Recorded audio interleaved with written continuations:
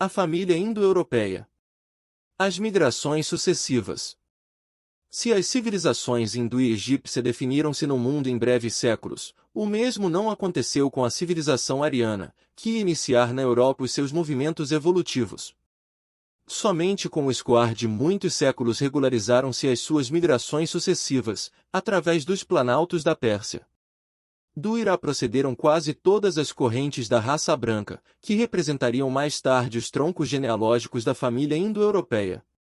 Conforme afirmávamos, os arianos que procuravam as novas emoções de uma terra desconhecida eram, na sua maioria, os espíritos revoltados com as condições do seu degredo, pouco afeitos aos mistérios religiosos que, pela força das circunstâncias, impunham uma disciplina de resignação e humildade, não cuidaram da conservação do seu tradicionalismo, na ânsia de conquistar um novo paraíso e serenarem, assim, as suas inquietações angustiosas. A ausência de notícias históricas. Aí reside a razão do escasso conhecimento dos historiadores, acerca dos áreas primitivos que lançaram os marcos da civilização europeia.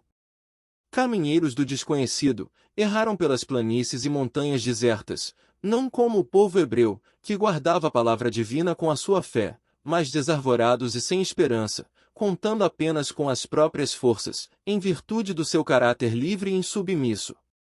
Suas incursões, entre as tribos selvagens da Europa, datam de mais ou menos 10 milênios antes da vinda do Cristo, não obstante a humanidade localizar-lhe a marcha apenas 4.000 anos antes do grande acontecimento da Judéia.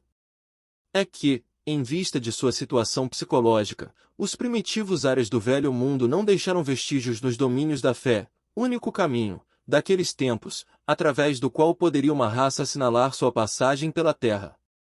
Não guardavam a história verbal de uma religião que não possuíam. Mais revoltados e enrijecidos que todos os demais companheiros exilados no orbe terrestre, suas reminiscências da vida pregressa nos planos mais elevados, qual a que haviam experimentado no sistema da capela, traduziam-se numa revolta íntima, amargurada e dolorosa, contra as determinações de ordem divina. Apenas, muito mais tarde, com a contribuição dos milênios, os celtas retornaram ao culto divino, venerando as forças da natureza, junto dos carvalhos sagrados, e os germanos iniciaram a sua devoção ao fogo, que personificava, a seus olhos, a potência criadora dos seres e das coisas, enquanto outros povos começaram a sacrificar vítimas e objetos aos seus numerosos deuses. A grande virtude dos ares europeus. A misericórdia do Cristo, porém, jamais deixou de acompanhar esse grande povo no seu atribulado desterro. Ao influxo dos seus emissários, as massas migratórias da Ásia se dividiram em semi-grupos diversos, que penetraram na Europa, desde o Peloponeso até as vastas regiões da Rússia, onde se encontram os antepassados dos gregos, latinos, samnitas, úmbrios, gauleses, citas, iberos, romanos, saxonios, germanos, eslavos. Essas tribos assimilaram todos os elementos encontrados em seus caminhos, impulsionando-lhes os passos nas sendas do progresso e do aperfeiçoamento. Enquanto os semitas e hindus se perderam na cristalização do orgulho religioso, as famílias arianas da Europa, embora revoltadas e endurecidas, confraternizaram com o selvagem e nisso reside a sua maior virtude. Assimilando os aborígenes, engendraram as premissas de todos os surtos das civilizações futuras. Nessa movimentação para o estabelecimento de novo habitat, organizaram as primeiras noções políticas da vida coletiva, elegendo cada tribo um chefe para a direção de sua vida em comum. A agricultura, as indústrias pastoris, com elas encontraram os primeiros impulsos nas estradas incertas dos que descendiam do primata europeu. Com as organizações econômicas, oriundas do trato direto com o solo, deixaram perceber a lembrança de suas lutas no antigo mundo que haviam deixado. Bastou que inaugurassem na terra o senso da propriedade, para que o germe da separatividade e do ciúme, da ambição e do egoísmo lhes destruísse os esforços benfazejos. As rivalidades entre as tribos, na vida comum, induziram-nas aos primeiros embates fratricidas. O Mediterrâneo e o Mar do Norte. Por essa época, novos fenômenos geológicos abalam a vida do globo. Precisava Jesus estabelecer as linhas definitivas da grande civilização, cujos primórdios se levantavam, E dessas convulsões físicas do orbe surgem renovações que definem o Mediterrâneo e o Mar do Norte, fixando-se os limites da ação daqueles núcleos de operários da evolução coletiva. O Cristo sabia valorizar a atividade da família indo-europeia, que, se era a mais revoltada contra os desígnios do alto, era também a única que confraternizava com o selvagem, aperfeiçoando-lhe os caracteres raciais, sem esmorecer na ação construtiva das oficinas do porvir.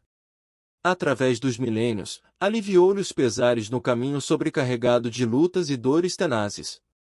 Assim, enviou-lhe emissários em todas as circunstâncias, atendendo-lhe os secretos apelos do coração, no labor educativo das tribos primitivas do continente. Suavizou-lhe a revolta e a amargura, ajudando a reconstruir o templo da fé, na esteira das gerações.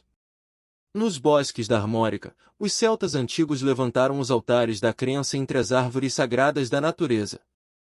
Doces revelações espirituais caem na alma desse povo místico e operoso, que, muito antes dos saxões, povoou as terras da Grã-Bretanha.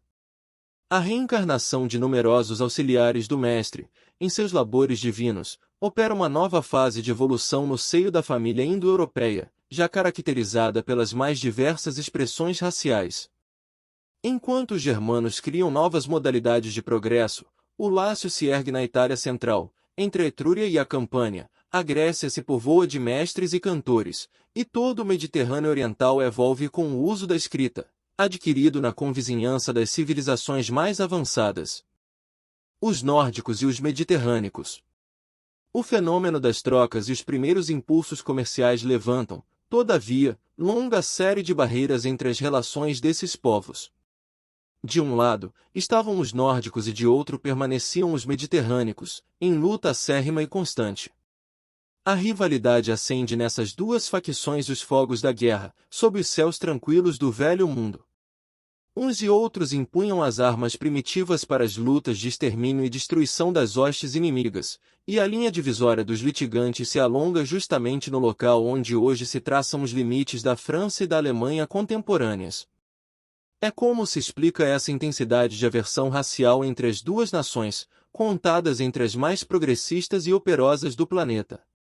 Tal situação psicológica entre ambas haveria de tornar-se em fatalidade histórica, oriunda dos atritos entre o germanismo e a latinidade, nas épocas primitivas. O que se não justifica, porém, é a perpetuação dessas animosidades no curso do tempo, pelo que se impõe, como imperativo constante, a concentração de todos os pensamentos no objetivo da fraternidade geral. Origem do racionalismo.